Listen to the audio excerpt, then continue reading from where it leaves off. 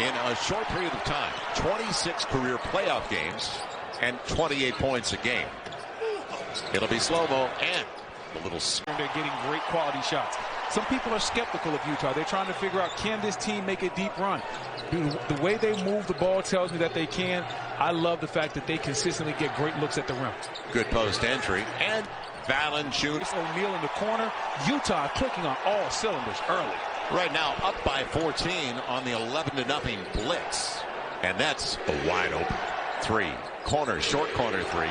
Ja Morant gets it right back. Hard off the heel. And it's aggressive, but Utah has been getting incredibly good shots, whether they're getting layups at the rim or wide open threes. And guess what? If you're the Utah Jazz, that's the recipe for success. For Memphis, that's the kiss of death.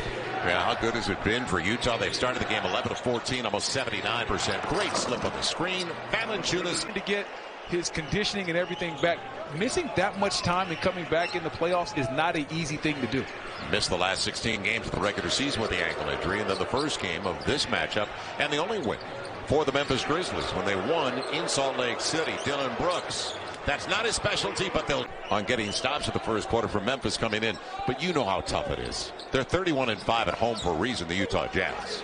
Yeah, and I was wondering what the mindset was going to be. Because sometimes you come into this game, and when it's played with Joe would have loved to play for Quinn Snyder. Right. A coach encouraging you to take the quick three. Most of the time, they tell you to turn that shot down.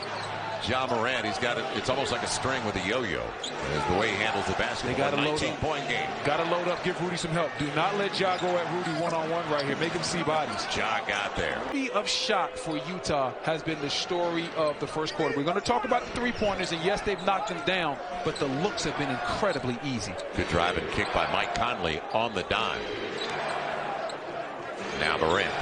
Final 45 seconds, setting things up. Jaren Jackson Jr. Hard to the hole with the left hand over Gobert. A couple of years ago for Dennis Lindsey and the Utah Jazz, and then the trade bringing Jordan Clarkson here for Dante Exum.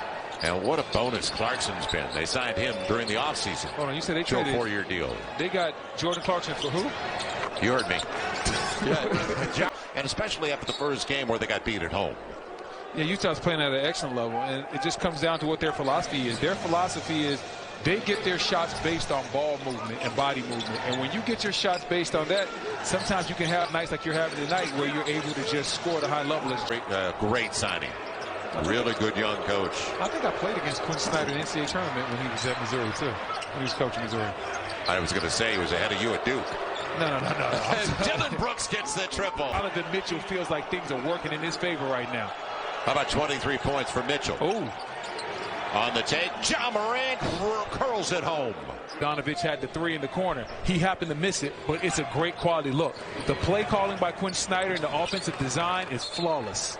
Ja Morant stays with the in practice all the time. So the fact that Utah is getting those shots, that's either on Ja in this case, or it looks like who's in the game.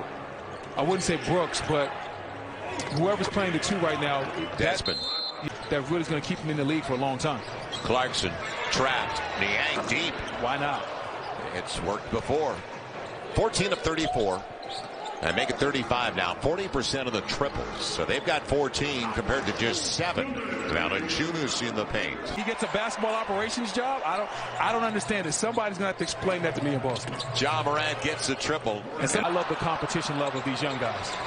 Gobert, left hand a little bit short on the second chance opportunity. Joe Ingles, they're going to need in the next round. He is 0 for 5, 0 for 4 on his triples so far.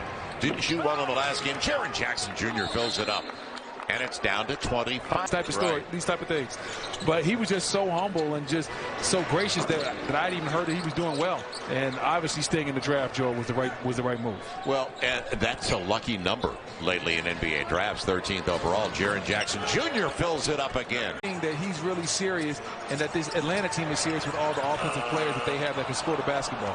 As Joe Ingles that's Bogdanovich blew the chippy right there. By the way, Donovan Mitchell just sat down for the night, but if he joined us a little bit late, he put on a show in the first quarter. He extended the lead dramatically for them to the point where it had to be frustration for the first quarter and set the tone for how this game was going to be played, and his teammates followed. 9 dimes. That's a good story for them. Ja Morant. And now that's his 10th dime. Donovan Mitchell put a little bit of sauce on that one. The behind the back, Royce O'Neal finishing off with the three from the top of the key. Right now, Utah is they're just playing at a way higher level than Memphis. Ja Morant denied. It's Melton and a beautiful corner three. That's 13 on the glass, 13 boards to go along with 21 points for Rudy Gobert. Going to be Dylan Brooks. Got a triple.